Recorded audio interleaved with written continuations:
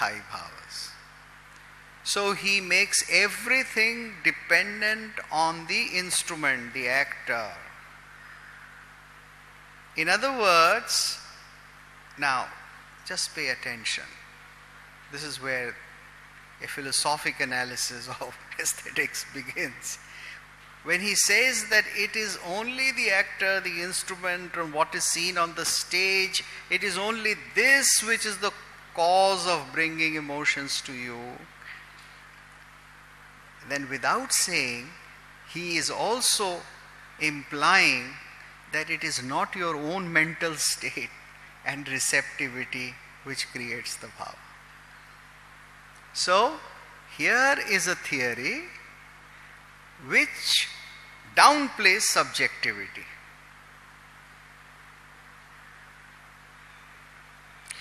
You have this experience, very common experience, that if you are sitting in a train and the other train is passing by, you feel all of a sudden your train has started traveling.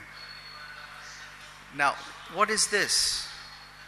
This is looking at things according to one's own position, one's own subjectivity. It's a very common experience, but if you analyze it, we see from where we are. If I was standing outside the train, then what I will see is one train is standing, the other train is moving. But because I am in one of the trains which is standing and another train passes by, I seem to feel as if my train is moving. This has happened because I am in the train. So, it is my subjectivity which has given me this experience, and my subjectivity by the location. For Lollat, it is not your subjectivity, but it is the giver who is creating that bhav in me. So this is what he says, that the birth of a mental state which is full of sthai bhavas. Who does it? The Vibhava. Here in this sutra, which means the Rasa Sutra, it is indicated that Anubhavas are not the cause of rasa. According to his interpretation, Anubhavas do not get transformed into rasa. Now, literally speaking, when the sutra says tatra vibhava anubhava vyabhichari samyogat ras nishpatti, then by simple grammatical meaning you would say that yes, ras is created by vibhava, anubhava and vyabhichari bhava. So anubhava do create rasa. Then why is it that this interpreter says that anubhavas do not create rasa? So he makes another qualification, that it is not what I just see,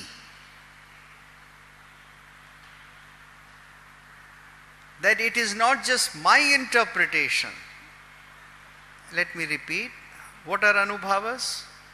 Those gestures which the actor or the actresses performs, by which you infer that he or she is under certain emotions. But it is me who is seeing those emotions and the one who is interpreting. So it is my agency. This interpreter does not want to talk about my subjectivity. In his interpretation, rasa is created entirely by the genius of the performer. Right? You are not clear. My perception is downplayed. My perception, the audience's perception is downplayed. The force of acting, the genius of the performer, what the performer is doing is to create the sthai bhava in him or her and giving to me. This is the emphasis in Lollat. as we go along, just hold your questions for a while, because when we go to the second and the third, then you will see the argument as to what are they really aiming at. You see, the Ras Sutra is very simple. It's like 2 plus 1 plus 4 plus 6 is equal to this much. But the problem begins only when we come to these deeper questions. Who will experience rasa? Why will he or she experience? As I said yesterday, that if somebody has lived all his life, let us say in an ashram, and never seen a woman, and when he comes to see a performance of Shakuntala, then why is it that he is able to appreciate the romance? See, these are psychological questions, and they are related to performance. And this is what these aesthetes are raising. These are the questions. So let me go on with this and first complete what he is saying. Anubhavas, he says, do not get converted into rasa. To put it very simply, in his approach, it is the sthai bhavas which are one and all. He emphasizes them as the real. Everything else is a catalyst. So let me give you an example, a drishtant, an illustrative sutra from modern chemistry. All right, I find it very useful. Those of you who may have done some bit of science even in high school would know that there are certain things called catalysts. They do not undergo a chemical change, but their presence ensures a chemical change. If they are not there, then the chemical process will not take place. If they are there, then the process will take place. It's exactly the same thing which is being said here. Yes, there are anubhavas.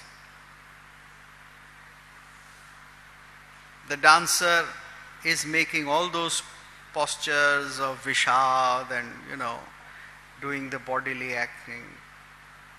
But it is not those things which construct rasa. What makes rasa is only the sthai bhava. This is what he is emphasizing. Emotion and thought and sthai bhava, not the peripheral ones like dainya, apasmar, irsha, alasya, etc., but shringara, hasya, karuna, etc. These sthai bhavas alone get converted into rasa. The anubhavas do not deserve to be counted among the causes of rasa emergence. Only bhavas deserve that because of the very nature of the mind. Now, he has his argument. He says that the chitta vritti, human psychology is such that anubhavas and vyabhicharis are not such that they can be of identical makeup with the sthai bhavas. Yesterday we discussed the issue that these emotions are special. They are the elemental, strong, passionate emotions. Shringara, Hasya, Karuna, Raudra, etc. Whereas the others are not. There is a psychological difference between the two. This is what he is saying. That the chitta vrityatmakatvat, he uses this word because the chitta vritti is such. In other words, there is a distinction in simple language. However, the nature of sthai bhavas as deep-rooted desires, vasanatmakat, because the sthai bhavas are rooted in vasana. The vasana here is the deep, deep desires which go on from one lifetime to another, which are the deep desires of human heart and mind. And the sthai bhavas are located in them, and hence they alone are capable of being transmuted into rasa. So you see, these interpretations are based on other factors. When they say rasa is created this way, not this way, then they take their philosophy into consideration, they take their psychology into consideration. They take several things. It's a very complicated system which follows here. In the illustrative sutra as well, out of the different constituents of foods and spices, some are said to be like deep-seated desires, sthais, and others like superficial desires, vyabhicharis. The sthai, when it combines with the vibhavas and anubhavas, become rasa. So, the sthai gets converted into rasa, but it has to be associated, no, not with vibhava and anubhavas, with the vyabhichari bhavas also. If you remember yesterday, we had that discussion on, what was the term you used? You said that it becomes maudlin or sentimental or melodramatic. So if I just use nothing but karuna and go on shedding tears, it becomes boring. Even though karuna is a sthai rasa, but I get tired of it. I say, to hell with this performance, there's nothing except tears here. It's a tear jerker. There is a term for performances of some kind, tear jerkers. Of course they sell, but it's not good art. So just one emotion by itself will not work. Therefore the sthai bhavas has to be combined with, the technical term here is upachita. It has to be deeply associated, intertwined with. So according to him, the position is very close to the original sutra. That sthai bhav alone will get converted. Everything else is a catalyst. But sthai along with vyabhichari will become. How does this happen? He of course gives due credit to the performer. By the power of concentration of the performer, anusandhana balat, that it is the performer who is creating that character. Unless the performer creates that character, that situation, the vibhava, he creates that situation. That's the term he uses here, anusandhana balat. Anusandhan in Sanskrit does not mean research as you use it in modern Indian languages. The word anusandhan means concentration. So because he creates by concentration that character before you, therefore the sthai bhavas get converted into rasa. This is the position of the first acharya.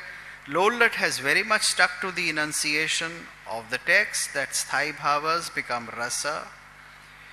But he makes an observation of his own that sthai bhavas are based on deep-rooted desire or instincts that are ever present in the human heart as vasana. So the interpreter now adds something to the sutra. Almost another presumption, almost another principle. The text of Bharat Muni doesn't say anything about sthai bhavas. Here he defines why are sthai bhavas sthai? Because of deep-rooted desires, vasanas. Besides deep-rooted emotions, there are modes and attitudes which manifest as superficial emotions, and they are the basis for vyabhichari bhavas. So, laziness is a mood. Envy is a mood. All the 32 vyabhichari bhavas which are depicted here, which I am sure you have read, they are transitory. They are not deep-rooted vasanas. Lollata'S takes a step forward in analyzing the psychological basis of sthayi and vyabhichari bhavas. He shifts the attention from